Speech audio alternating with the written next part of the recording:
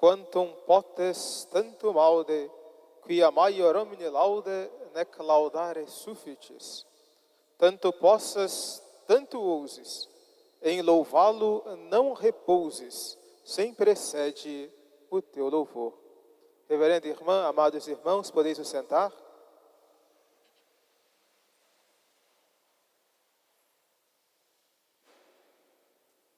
Por graça de Deus, celebramos no dia de hoje a festa do Santíssimo Sacramento.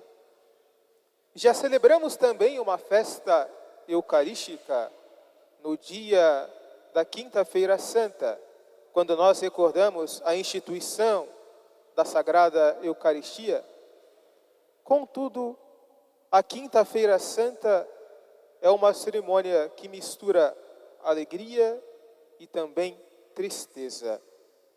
Portanto, era necessário que a Santa Igreja celebrasse numa cerimônia totalmente festiva este sacramento tão especial, tão santo, que é o próprio Cristo presente em sua Igreja na Sagrada Eucaristia. Justamente por isso, no dia de hoje, nós celebramos a festa de Corpus Christi.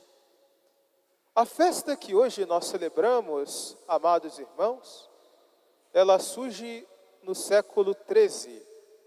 E ela tem o seu surgimento em razão de dois fatos históricos. Primeiramente, é necessário que nós voltemos então para a França. E recordemos uma santa daquela terra, Santa Juliana de Cornillon, ou Santa Juliana de Liege, como também é conhecida. É famosa a visão que Santa Juliana teve da lua no seu esplendor, uma lua cheia, e viu então uma pequena linha preta na lua, que era como que dividindo a lua, mas mostrava ainda assim uma pequena linha, tirando de certo modo o esplendor da lua. Nosso Senhor então revelou a Santa Juliana de Cornillon que aquela linha que faltava na lua era justamente a festa que faltava na igreja daquele período, a festa do Santíssimo Sacramento. Santa Juliana procurou então o bispo de Liege, que na época era o cardeal Jacques Pantaleon, e avisou a ele desta visão e desse pedido de Nosso Senhor. Então o bispo daquele lugar instituiu uma festa para honrar o Santíssimo Sacramento e também uma procissão eucarística.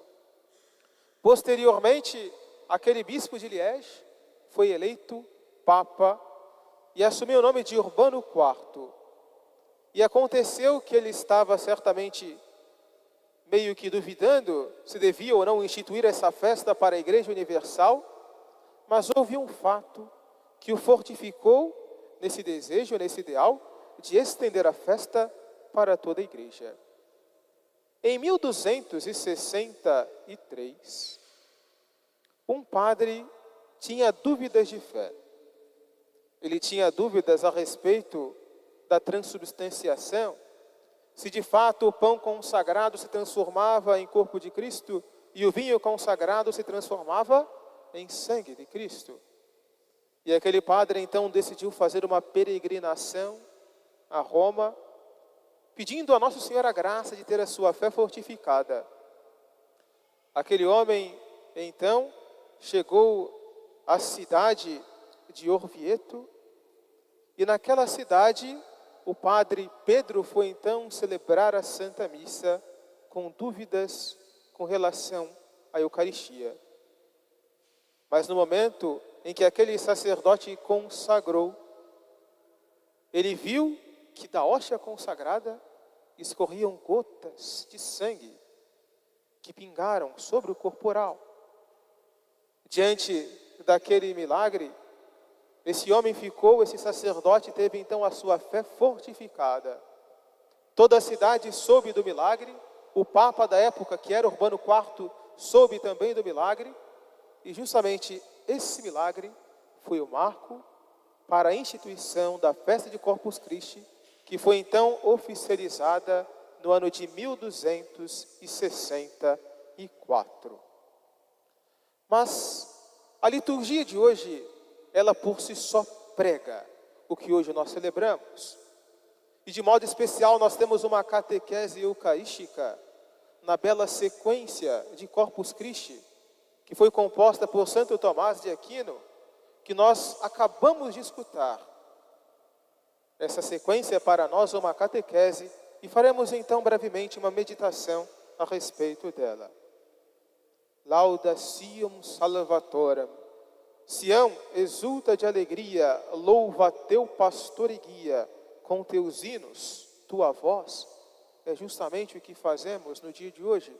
Louvamos a nosso Senhor presente na Sagrada Eucaristia. Tanto possas, tanto ouses, em louvá-lo não repouses, sempre excede o teu louvor. Por mais que eu busque adorar a nosso Senhor na Eucaristia, sempre o meu louvor será insuficiente. Sendo Ele Deus, merece um louvor, uma adoração infinita. Dá-se ao bom como ao perverso, mas o efeito é bem diverso. Vida e morte traz em si. 1 ou 1000 comungam dele, tanto este quanto aquele, multiplica-se o Senhor. Dá-se ao bom como ao perverso, mas o efeito é bem diverso. Com isso nós escutamos, amados irmãos, que aquele que deve comungar dignamente. Como disse, como pediu o apóstolo São Paulo, se eu vou me aproximar da Sagrada Mesa de comunhão, eu devo me aproximar com a alma limpa, purificada pelo sacramento da penitência, estando em estado de graça. Aquele que comunga indignamente comete um grande pecado, o pecado de sacrilégio.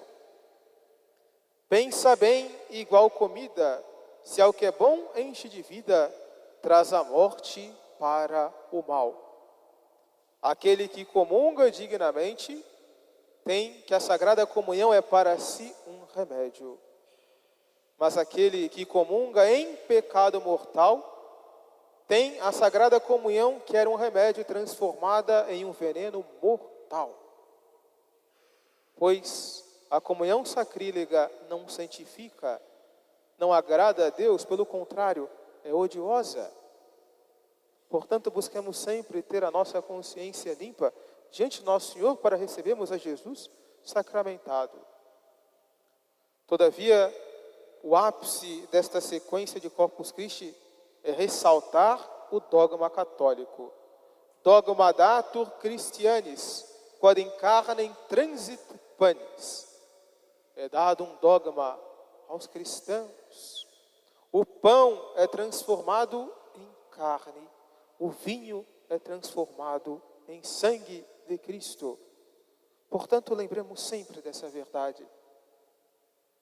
A Sagrada Eucaristia não é simplesmente um memorial, não é simplesmente, unicamente uma ceia, como acreditam os protestantes. A hóstia consagrada não é um símbolo da presença de Jesus no nosso meio, é o próprio Jesus, é o próprio Senhor, fisicamente presente entre nós na hóstia consagrada.